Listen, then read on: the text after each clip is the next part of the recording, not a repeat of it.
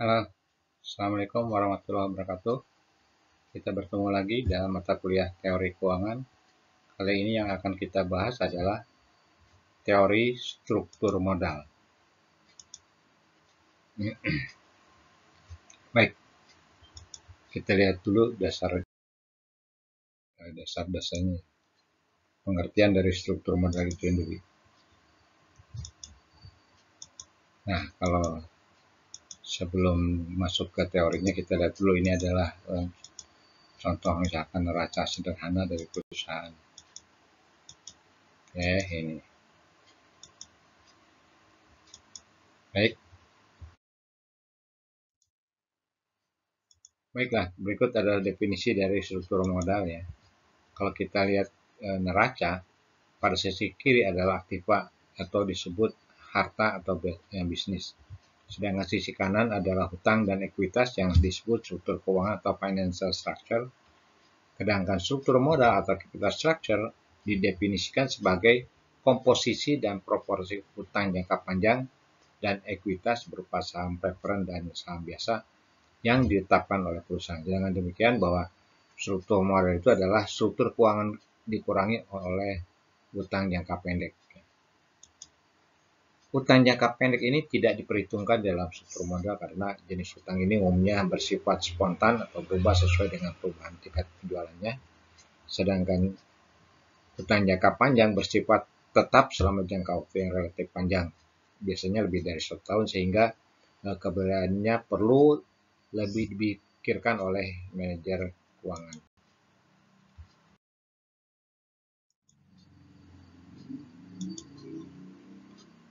Nah, berikut adalah faktor-faktor yang mempengaruhi struktur modal. Yang pertama adalah risiko bisnis. Bahwa risiko bisnis ini dipengaruhi oleh 4 hal, yaitu perubahan penjualan, perubahan harga, kemudian kemampuan menyelesaikan perubahan harga keluaran akibat perubahan harga saham, dan tingkat leverage operasi. Yang kedua adalah pajak. Nah, karena beban bunga dari hutang termasuk pengurang pajak, secara umum tingginya tingkat pajak akan mendorong perusahaan untuk lebih memilih hutang daripada ekuitas. Dan yang ketiga adalah fleksibilitas finansialnya.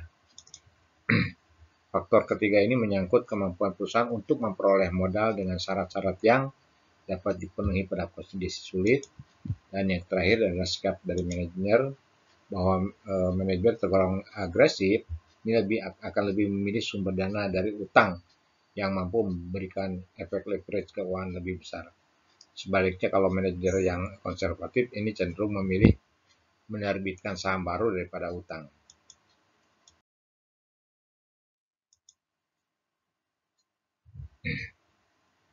Oke, kita masuk ke pokok bahasan kita adalah teori struktur modal. Yang jelas inti persoalan teori struktur modal adalah menemukan keseimbangan antara manfaat dan biaya dari penggunaan hutang. Manfaat dari hutang berasal dari penghematan pajak atau tax shield yang memungkinkan perusahaan untuk mengurangi pembayaran pajaknya. Adapun biaya atas penggunaan hutang bersumber dari biaya kebangkrutan atau bankrupt cost, biaya keagenan atau agency cost, dan biaya yang terkait dengan informasi tidak simetris atau asymmetric information.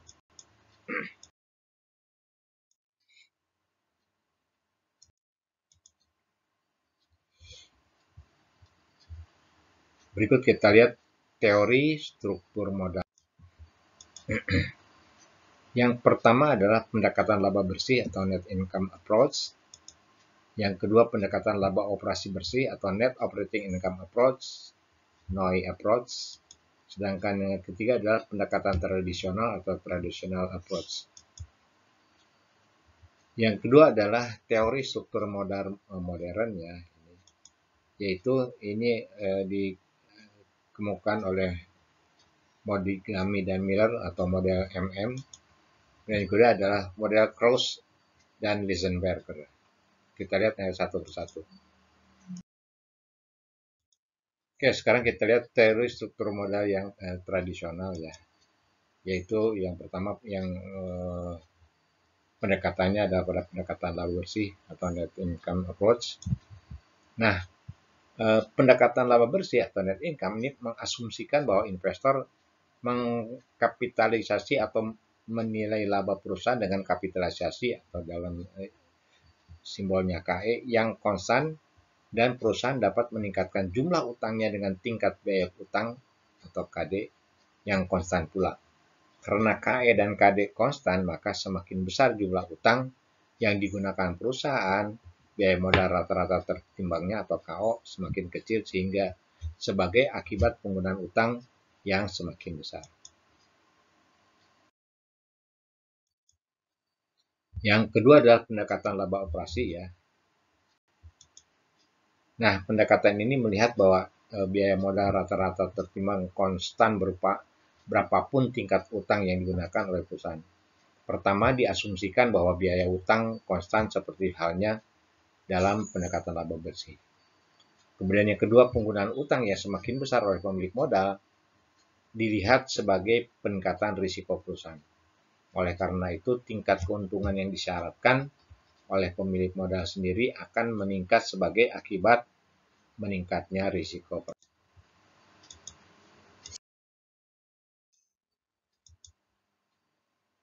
Yang ketiga adalah pendekatan tradisional. Nah, pendekatan ini paling banyak dianut oleh para praktisi dan para akademik. Mereka memilih di antara kedua pendekatan di atas, di mana pendekatan ini mengasumsikan bahwa hingga suatu leverage tertentu, risiko perusahaan tidak mengalami perubahan, sehingga baik KD maupun KE relatif konstan. Namun demikian, setelah leverage atau rasio utang tertentu, biaya utang dan biaya modal sendiri akan meningkat.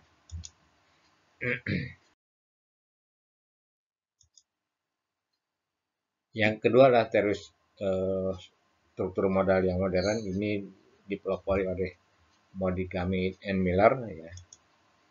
Nah, Montigami dan Miller ini menggunakan beberapa asumsi untuk menopang dalilnya, bahwa individu dan perusahaan dapat meminjam atau meminjamkan pada tingkat bunga pasar yang sama. Yang kedua, tidak ada risiko kebangkrutan. Dan yang ketiga, tidak ada biaya transaksi atau hambatan untuk memperoleh informasi. Nah, apabila pajak tidak diperhitungkan, Montigami Miller ini berpendapat bahwa kenaikan hutang pada struktur modal akan menaikkan return on equity-nya, sekaligus menaikkan pula risiko investor. Karena itu, dua pengaruh itu saling meniadakan. Tanpa pajak dan risiko kebangkrutan, nilai suatu perusahaan tidak berpengaruh oleh tingkat leverage. Dengan kata lain, nilai perusahaan yang menggunakan hutang sama dengan nilai perusahaan tanpa hutang. Nah, kondisi itu dinyatakan dalam persamaan sebagai berikut. PL sama dengan PU, di mana PL ini adalah nilai perusahaan dengan leverage, sedangkan PU adalah nilai perusahaan tanpa leverage.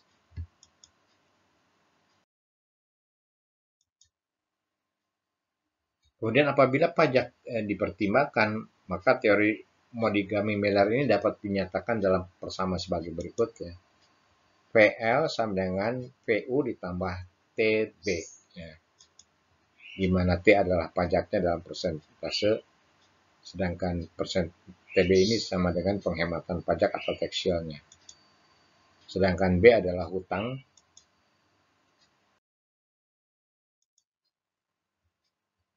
Nah, hubungan leverage dengan nilai perusahaan ini tanpa biaya kebangkrutan disajikan dalam gambar berikut ini. PL, ini PL-nya.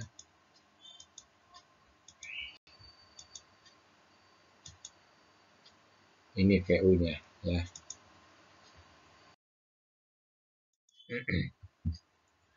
Nah, persamaan dan gambar sebelumnya ini menyimpulkan bahwa nilai perusahaan akan terus meningkat secara linear seiring dengan bertambahnya proporsi utang pada struktur modal perusahaan. Hal itu mengandung makna bahwa makin tinggi proporsi utang, makin tinggi nilai perusahaan. Sudah tentu hal ini tidak realistis sebab makin tinggi proporsi utang yang digunakan di dalam struktur modal, makin tinggi pula risiko kebangkrutan yang mungkin dihadapi oleh suatu perusahaan. Namun perlu diingat kembali bahwa Montigny Miller ini memang mengabaikan risiko kebangkrutan di dalam asumsi teorinya.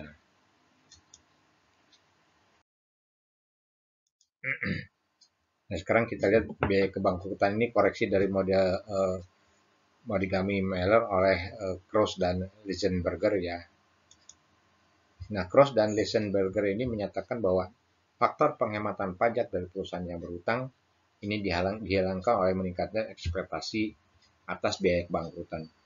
Bertambahnya tingkat leverage berdampak meningkatnya probabilitas risiko kebangkrutan dan akhirnya meningkatkan pula biaya kebangkrutan.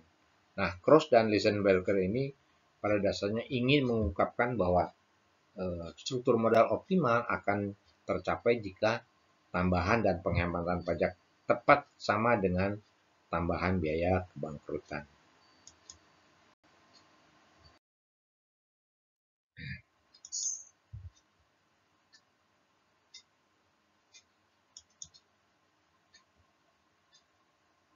Oke, sekarang kita lanjutkan masih biaya apa koreksi dari model Montigny Miller oleh Krauss dan Lisenberger ini.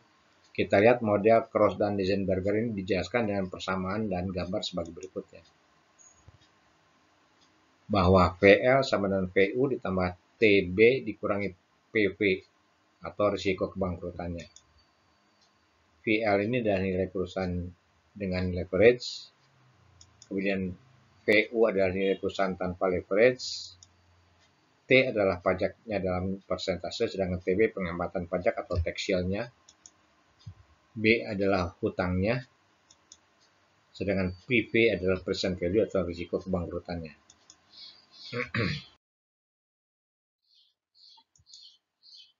Ini gambar hubungan leverage dan nilai perusahaan dengan biaya kebangkrutannya. Jadi seperti ini. Oke, berikut kita lanjutkan dengan biaya keagenan atau agency cost. Dalam kaitannya dengan leverage dan struktur modal, biaya keagenan ini timbul akibat ketidakselarasan kepentingan antara pemilik dan kreditor. Selaku pemilik uang, kreditor merasa perlu mengatur pemilik perusahaan sedemikian rupa sehingga uang yang dipinjamkan dapat kembali berikut bunganya. Beberapa bentuk pengaturan dari pihak kreditor antara lain menentukan jenis-jenis dan jumlah kolateralnya atau jaminannya, menetapkan tingkat likuiditas minimum yang bisa memberi konsekuensi kepada para pemilik untuk mengurangi ekspansi bisnis, dan memutuskan secara ketat jumlah dividen yang dibayarkan.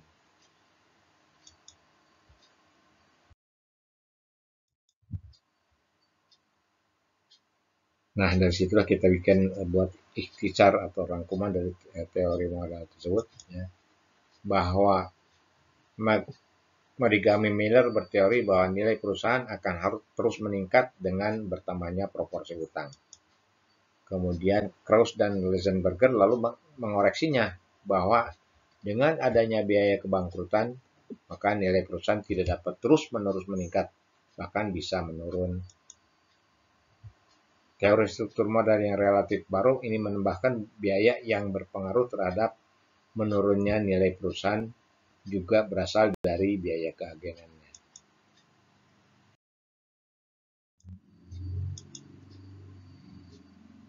Nah, sekarang kita lihat bagaimana sih teknik analisis pengelolaan struktur modal.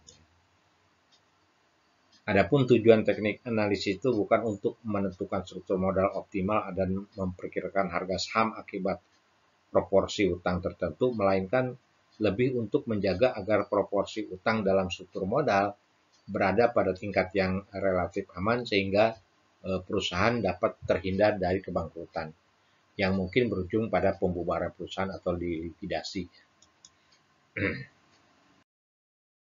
Teknik analisis pengelolaan struktur modal ini ada juga yang pertama adalah analisis EBIT EPS, ya, di mana ada dua jenis dari pendekatan ini, ya, yaitu EBIT yang sudah diketahui, kemudian juga EPS setiap sumber dana jangka panjang, baik utang, saham preferred, dan saham biasa, kemudian dihitung.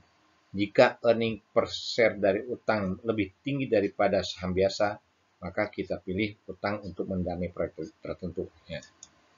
Sedangkan kedua ya menyamakan earning per share dari dua jenis sumber dana. Nah, misal antara utang dan saham biasa dari penyamaan EPS itu akan ditemukan EBIT indifferent. EBIT yang menjadikan earning per share dari utang dan earning per share dari saham sama besarnya. Selanjutnya, apabila EBIT diprediksi akan melebihi titik indifferent, maka kita pilih utang sebagai sumber dana. Sebaliknya, apabila EBIT diprediksi lebih kecil dari titik indifferent, maka pilih saham biasa.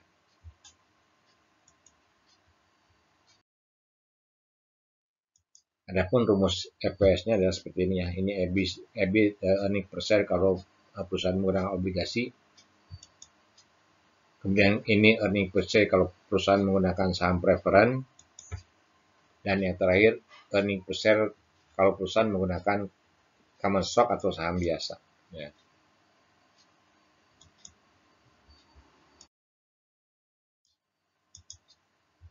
Dari rumus EPS tersebut, yang dimaksud EBIT adalah laba sebelum bunga dan pajak, earning before interest and tax.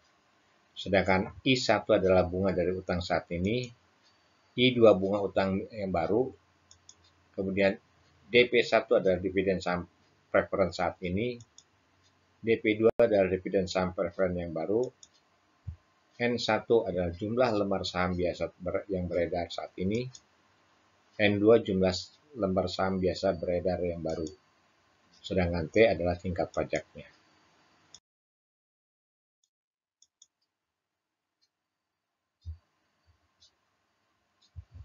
Berikutnya kita lihat alternatif sumber pembiayaan ya. Maka kita akan melihat ya trade off mana yang akan kita pilih. Bakal beberapa alternatif. Yang pertama adalah misalkan perusahaan akan melakukan kombinasi antara utang dengan saham biasa. Ya. Di mana keputusannya adalah tergantung pada earning per share yang akan dihasilkan. Misalkan ya PT Asima mempunyai modal 5 juta rupiah yang seluruhnya modal sendiri ya, berupa 5.000 lembar saham, harganya Rp1.000 per.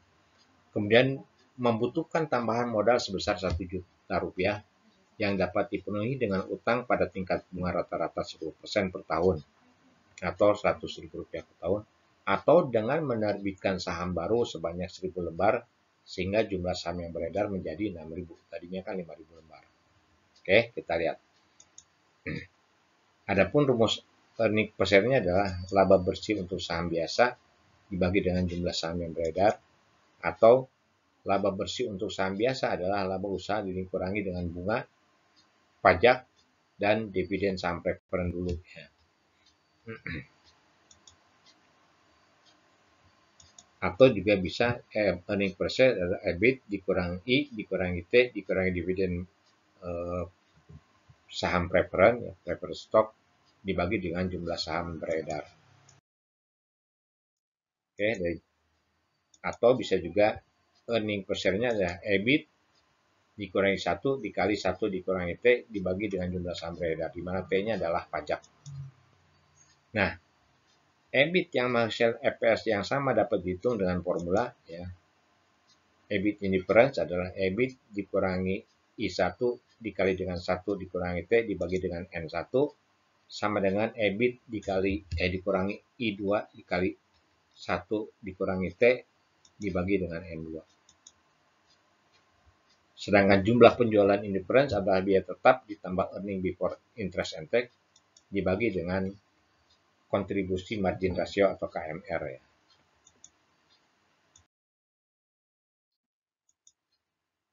Nah, misalkan biaya variabelnya adalah 60%, sedangkan biaya tetapnya 3 juta dan pajaknya 20%, sedangkan kontribusi margin rasionya adalah 40%, maka kita bisa menghitung EBIT indifference-nya adalah EBIT dikurangi 100.000 dikali 0,8 dibagi 5.000 lembar sama dengan EBIT dikurangi 0 dikali 0,8 dibagi 6.000 lembar. Maka ketemulah 0,8 EBIT dikurangi 80.000 sama dengan dibagi lembar sama dengan 0,8 EBIT dibagi 6.000 lembar.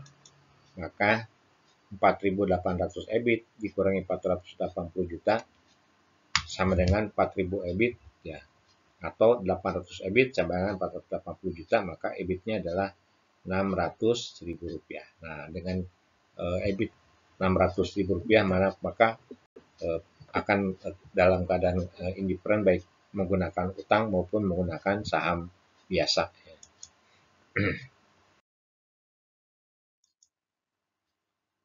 Sedangkan penjualannya yaitu biaya tetap ditambah EBIT dibagi dengan kontribusi margin ratio atau 3 juta ditambah 600.000 bagi 0,4 sama dengan 9 juta rupiah. Nah, dengan EBIT 600.000 atau penjualan 9 juta rupiah ini akan menghasilkan earning per share yang sama besarnya apabila pembiayaan dengan utang atau dengan saham baru atau dikatakan indifference. Oke, kita lihat.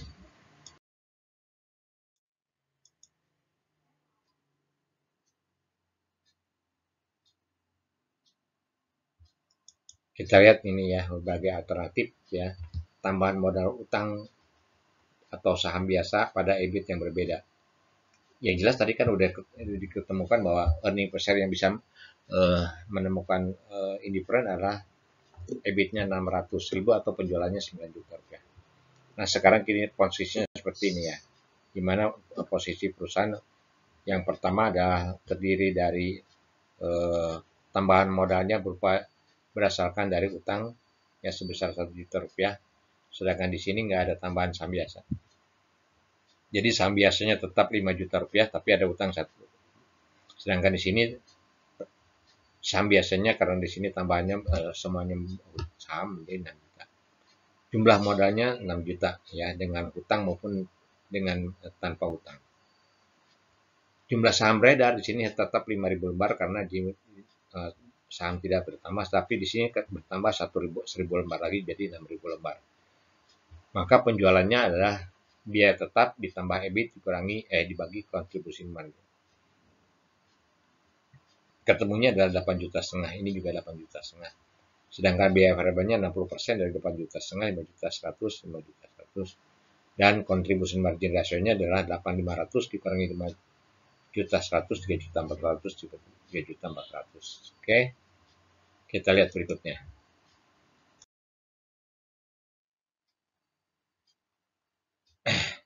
Untuk dengan hutang dan tanpa hutang ya. Di sini bahwa yang biaya tetapnya 3 juta, sedangkan EBIT-nya adalah 400.000. Bunganya 110% dari 1 juta 100.000 rupiah. Kadang ini kan tidak punya utang berarti 0. Sehingga laba sebelum pajak adalah EBIT dikurangi bunga 300.000, di sini 400.000, pajaknya 20%, 60.000, ini 80.000. Laba setelah pajak adalah 300 kurang 60, 240, sedangkan ini 320. Maka earning per share-nya ada 240.000 dibagi dengan jumlah saham yang beredar, yaitu kalau ini kan jumlahnya masih tetap 5.000 lembar, sedangkan ini 6.000 lembar, berarti 300.000 dibagi 6, 320.000 bagi 6.000, sedangkan ini 240.000 bagi 48. Ketemu earning per share-nya ada 48.000 untuk alternatif dengan tambahan hutang, sedangkan yang tanpa hutang earning per share-nya adalah 53.333.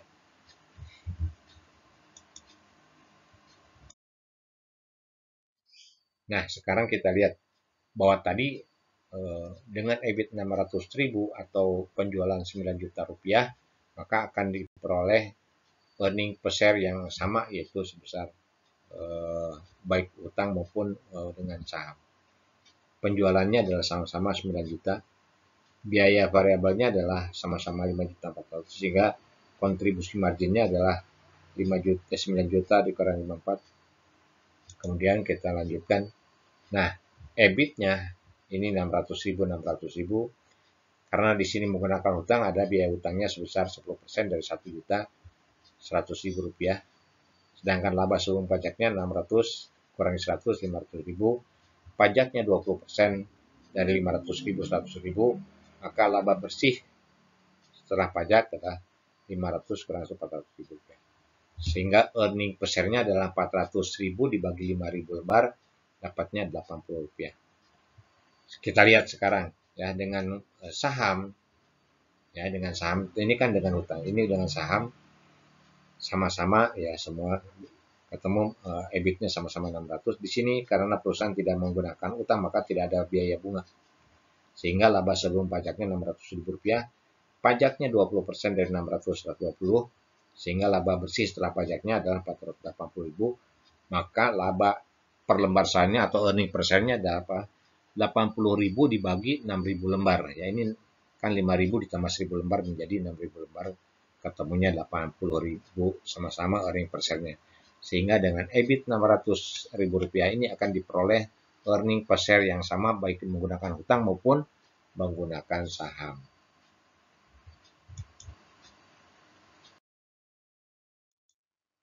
Kalau masih penasaran kita coba kalau EBIT-nya 800 ribu ya. Nah dengan EBIT 800 ribu maka kalau kita menghitung menggunakan rumus ini ketemu penjualannya adalah 9 juta rupiah. Jadi EBIT-nya di sini 800 ribu, biaya tetapnya tadi kan 300 ribu. Kemudian kontribusi margin rasionya adalah 40% ya. Maka ketemulah di sininya penjualannya 9. Maka biaya variabelnya masing-masing 60% dari penjualan. Kontribusi marginnya penjualan dikurangi biaya variabel ketemu 3.800.000. Nah, sekarang kita coba lihat ya. Biaya tetapnya sama-sama 3 juta. Sedangkan EBIT-nya adalah ini 800 ribu ya. Bunganya 10% dari 10 juta 100 ribu. Maka laba sebelum pajaknya 700 ribu. Pajaknya 20% 140 ribu. Laba setelah pajak 560. Sedangkan earning per share-nya adalah 112 rupiah. 560 dibagi 5.000 lembar. Tapi kalau yang dengan saham atau tanpa utang ketemu earning per share-nya adalah 106 rupiah, 66. Jadi terlihat bahwa yang betul yang menghasilkan earning per share yang sama adalah EBIT indifferentnya adalah 600 ribu rupiah atau penjualannya sebesar 9 juta rupiah. Nah, alternatif yang kedua adalah bagaimana kalau perusahaan merencanakan akan menambah modalnya menggunakan saham preferen atau saham biasa ya. Oke, kita lihat. Misalkan tambahan modal sebesar 1 juta ini dipenuhi dengan alternatif menerbitkan 1.000 lembar saham preferen dengan hak istimewa berupa dividen sebesar 10%, berarti 100.000 atau 100 lembar, 100 rupiah per lembar ya. Atau dengan menerbitkan 1.000 lembar saham biasa ya. Sehingga jumlah saham yang beredar sebanyak 6.000. Jadi saham biasa menjadi 6.000 ya. Dividen saham preferen diperhitungkan dari earning after tax. Untuk mengetahui laba sebelum pajak yang diperhitungkan untuk menutup dividen saham preferen harus dilakukan penyesuaian menjadi dividen saham preferen sebelum pajak. Ya. Kita hitung dulu dividen saham preferennya sebelum pajak. Maka dividen saham preferen sebelum pajak adalah dividen saham preferen dibagi dengan 1 dikurangi T-nya. Di mana T-nya 20% atau pajaknya 20%. Ya.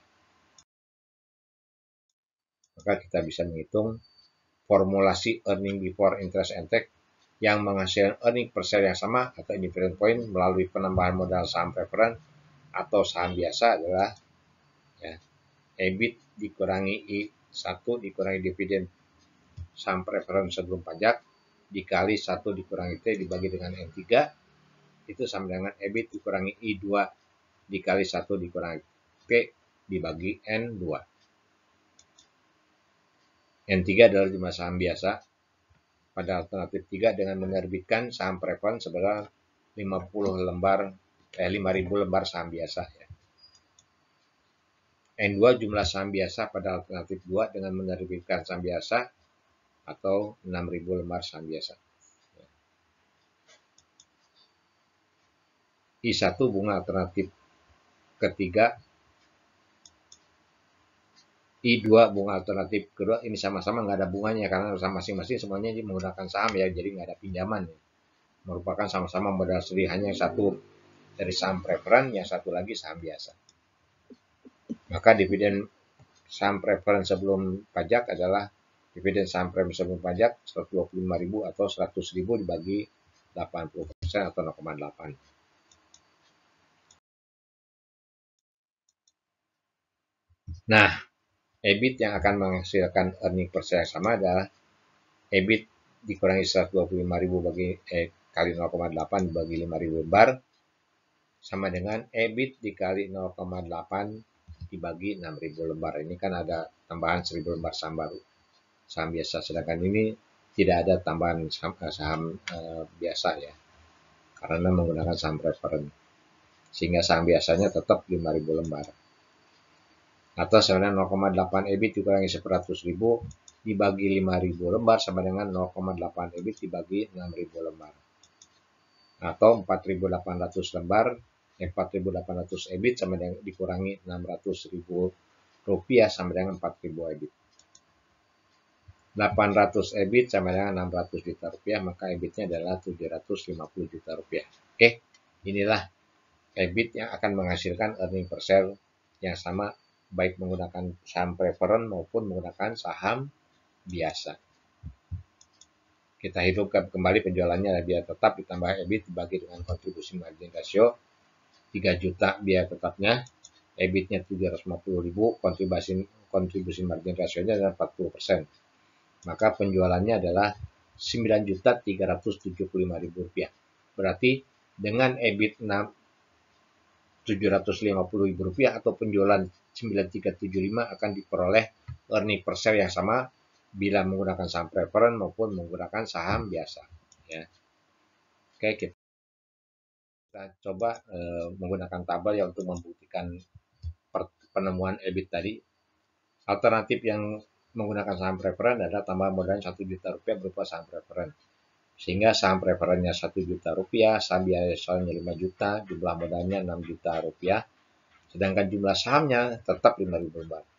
Skenario-nya bahwa coba menggunakan EBIT-nya 600.000 dulu ya, Bu.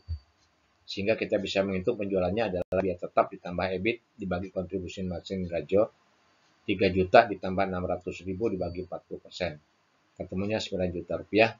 Biaya variabelnya 60% dari 9 juta, 5.400.000. Kontribusi marginnya adalah 3.600.000. Nah, sekarang yang alternatif kalau dengan saham biasa. Saham preferennya udah kosong ya. Di sini justru saham biasanya bertambah menjadi 6 juta rupiah. Sehingga total modalnya 6 juta rupiah. Tapi jumlah saham beredarnya menjadi 6.000 ya, 5.000 ditambah 1.000. Penjualannya sama ya, 9 juta rupiah. Biaya variabelnya sama 5.400.000. Sedangkan kontribusi marginnya adalah 3.600.000 juga. Ini dengan EBIT 600.000 dulu ya. Coba nanti akan kita lihat earning per share-nya berapa ya.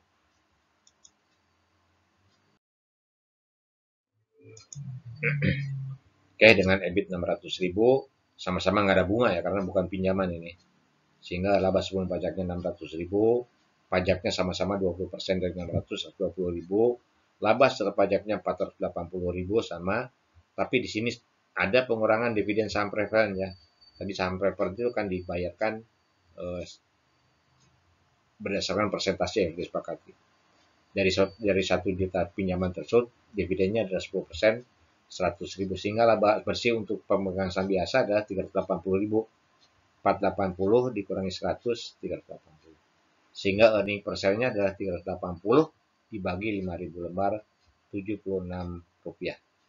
Sedangkan kalau yang saham biasa ini ketemunya earning per share-nya 80 rupiah. Padahal kita harus mencapai earning per share-nya sama antara saham preference dengan saham biasa. Karena di sini kita coba EBIT-nya 600.000. Maka kita sekarang langsung aja coba dengan EBIT-nya 750 ya, di mana penjualannya 9.375. Biaya variabelnya 60%, kontribusi marginnya 3.750, biaya tetapnya sama dengan 3 juta, kemudian EBIT-nya 750.000 sama, EBT-nya sama-sama, laba setelah pajaknya sama, tapi di sini pada saham preference harus dikurangi dulu oleh dividen saham preference. sehingga laba bersih untuk saham biasa adalah Rp500.000. Earning per share-nya adalah Rp500.000 dibagi 5.000 lembar, ketemunya 100. Sedangkan di sini laba bersih untuk pemegang sahamnya 600.000, kemudian jumlah saham ya totalnya adalah 6.000 lembar.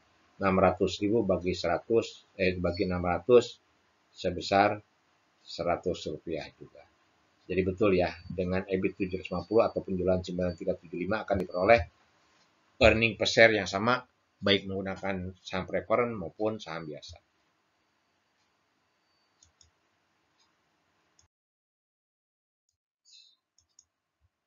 Kalau masih penasaran, coba gunakan EBIT-nya 800.000 ya.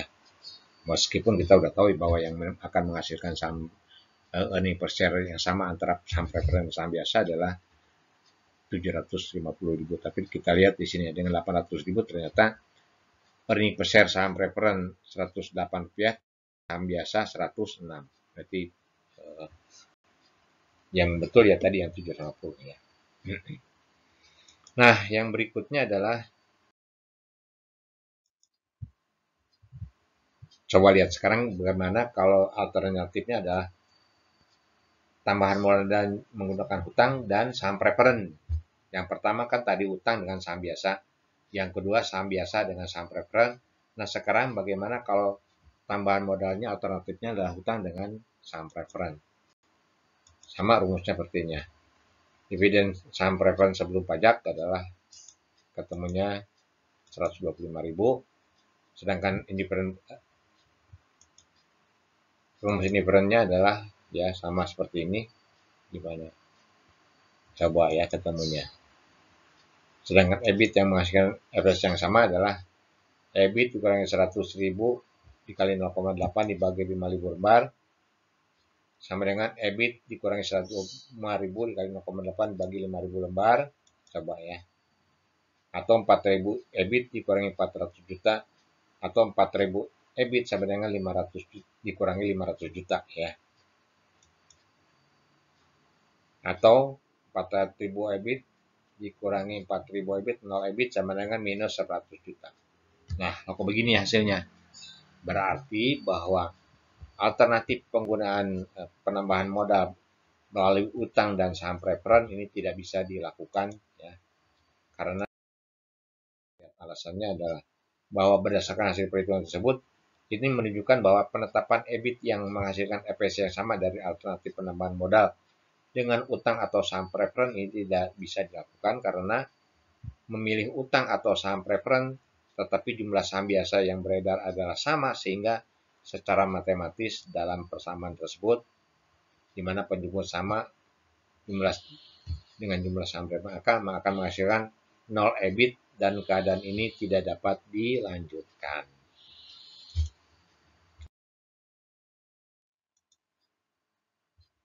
Ini beberapa soal yang bisa kalian kerjakan nanti ya.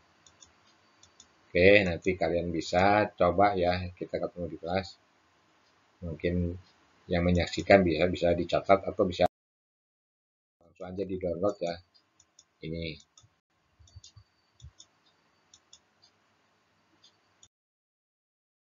Dan ini yang kasus kedua ya. Di mana perusahaan pengolahan kayu ini mempunyai struktur modal dalam jutaan rupiah ya. Obligasi bunga 9%, 50 triliun 50.000 juta ya. Sedangkan saham preference 12.500 per lembar dengan dividen 12% per tahun. Kemudian saham biasa 6.250 per lembar, jumlahnya 62.500 juta ya, 62.500 miliar. Total modalnya 125 miliar. Untuk membiayai pembangunan pabrik barunya, perusahaan membutuhkan dana sebesar 30 miliar ya. 30.000 juta. Nah, ada dua alternatif pembiayaan yang mungkin dipilih, yakni menerbitkan obligasi baru dengan bunga 10% atau menerbitkan saham biasa baru dengan nilai nominal Rp6.000 per lembar. Oke, tadi tambahan modal yang diperlukan 300 juta ya. 300 miliar. Hitung earning per share indifferent, EBIT indifferent sebesar 16.000 dan pajaknya adalah 40%. Kemudian yang kedua, gambarkan EBIT EPS dalam kondisi indifferent. Sumber mana yang sebaiknya dipilih tadi kan? Berarti di sini akan dipilih yang menghasilkan earning per share yang terbesar kalau ini ya. Oke, itulah kira-kira kita bicara tentang teori struktur modal. Untuk lebih lengkapnya kalian bisa nanti mengikuti mata kuliah manajemen investasi ya, mungkin atau manajemen keuangan yang lebih jelas lagi, lebih mendalam tentang struktur modal ini. Demikian, semoga materi ini bermanfaat buat kalian. Jika kalian suka dengan video ini, silahkan subscribe dan likes ya, komentar video ini, atau kalian juga bisa meninggalkan komentar apa yang akan kalian komentari. Terima kasih atas perhatian kalian. Semoga kalian selalu dalam keadaan sehat mengarungi perkuliahan selanjutnya. Assalamualaikum warahmatullahi wabarakatuh. Sampai jumpa lagi di materi berikutnya ya.